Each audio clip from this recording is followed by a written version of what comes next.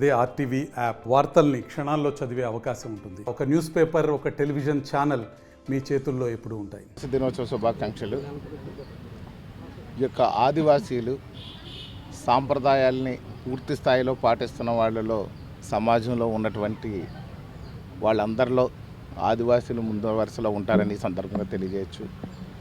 అదేవిధంగా గతంలో చూస్తే ఆదివాసీలు అభివృద్ధికి ఆమడ దూరంలో ఉంటూ అన్ని కష్టాలను అనుభవిస్తూ అనారోగ్యాలు పాలవుతూ సరైన విద్య, వైద్యం, సంక్షేమం లేక చాలా ఇబ్బందులు పడినటువంటి పరిస్థితులని మనం చూసాం.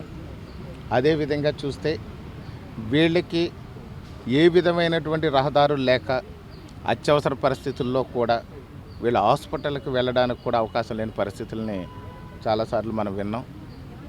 అది చూస్తే ఈ యొక్క ప్రభుత్వం, కూటమి ప్రభుత్వం ఎంతో చలించిపోయి ఈ యొక్క ఆదివాసీలకు ఏం చేస్తే బాగుంటుంది, మెరుగైన విద్యను ఏ విధంగా అందించగలం, మెరుగైన వైద్య సదుపాయాలు ఏ విధంగా ఇవ్వగలం, మెరుగైనటువంటి తాగునీటి, రక్షిత మంచినీరు సరఫరాను ఏ విధంగా చేయగలం అనే దాని మీద బాగా దృష్టి పెట్టి వీళ్ళు ఒక మంచి తాగునీరుని కూడా ఏర్పాటు చేయడం జరిగింది.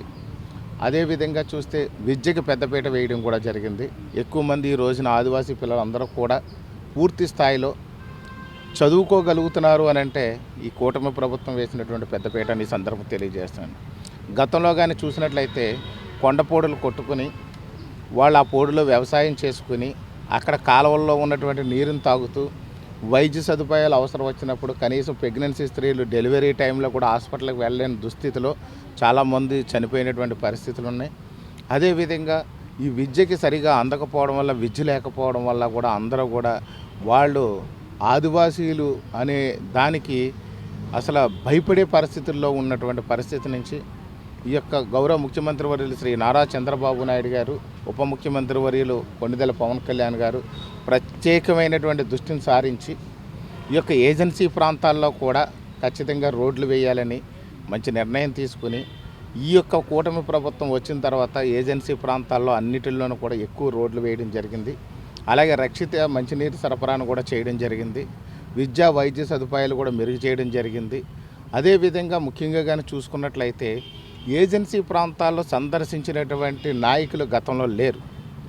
డిప్యూటీ సీఎం హోదాలో హై సెక్యూరిటీ జోన్లో ఉండే పవన్ కళ్యాణ్ గారు కూడా ఏజెన్సీ ప్రాంతాలను సందర్శించి వారి యొక్క కష్టాలను చూసి వారందరికీ కూడా మంచి సేవలు అందించాలి, వాళ్ళ సమాజంలో మంచి భవిష్యత్తు ఉన్నటువంటి వాళ్ళు, యువత అంతా కూడా ఇక్కడ సరైనటువంటి మార్గంలో ప్రయాణించట్లేదు, వీళ్ళకి రహదారులు లేక, వీళ్ళకి సౌకర్యాలు లేక, మౌలిక వసతులు లేక ఎన్నో ఇబ్బందులు పడుతున్నారని గమనించి తక్షణ సాయంగా 200 కోట్ల రూపాయలతో ఏజెన్సీ ప్రాంతాల్లో రోడ్లు వేయడం జరిగింది. అలాగే తాగునీరు సరఫరా చేయడం జరిగింది. ఎవరైతే ఇంకా ఆ యొక్క కొండపోళ్ళు వ్యవసాయం చేసుకుని జీవిస్తున్నారో వాళ్ళకు కూడా అక్కడ కనీసం కాళ్ళకు వేసుకోవడానికి చెప్పులు లేకపోయినప్పుడు, అలాగే కప్పుకోవడానికి దుప్పలు కూడా లేకపోతే ఆ యొక్క ఉప ముఖ్యమంత్రి వర్యులు శ్రీ కొణిదెల పవన్ కళ్యాణ్ గారు కూడా ప్రత్యేక శ్రద్ధ వహించి వాళ్ళందరికీ చెప్పుల్ని, అలాగే విధంగా దుప్పట్లను కూడా పంపిణీ చేయడం జరిగింది. ఈ యొక్క గిరిజన శాఖ మంత్రివర్యులు సంజయ్ రాణి మేడం కూడా పూర్తి స్థాయిలో దృష్టి పెట్టి గిరిజనులకి ఒక మంచి చేయాలి, మంచి సేవను అందించాలి, ఈ రాష్ట్ర భవిష్యత్తు గిరిజనులు ముఖ్య పాత్ర వహిస్తారు, అదేవిధంగా చూస్తే విద్యారంగంలో ఆణిముత్యాలు ఉన్నారు, వాళ్ళందరూ కూడా గిరిజనులకి పెద్దపీట వేసి మంచి విద్యా, వైద్య సదుపాయాలు అందించాలని చెప్పేసి కూటమి ప్రభుత్వం కంకణం కట్టుకుని ముందుకు వెళుతుంది గట్టి సంకల్పంతో. అదేవిధంగా గిరిజన యువత కూడా గతంలో ఈ గంజాయి వాటిల మీద కూడా ఎక్కువ దృష్టి పెట్టేవారు. వాళ్ళందరూ అవన్నీ వదిలేసి ఈ రోజునే ఈ యొక్క బాహ్య ప్రపంచంలోకి వచ్చి వాళ్ళందరూ మంచి ఒక విద్యని అభ్యసించి మంచి మంచి ప్రభుత్వ ఉద్యోగాలు కూడా సాధించే దాంట్లో పట్టులో ఉన్నారు.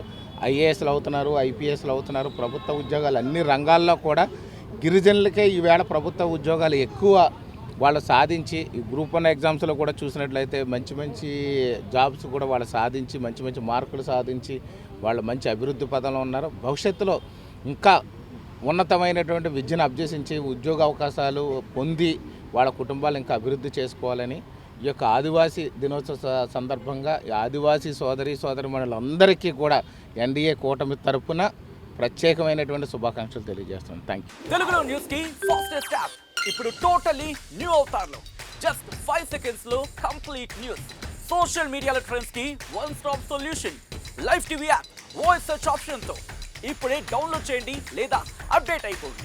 యాప్ లింక్ డిస్క్రిప్షన్ లో ఉంది.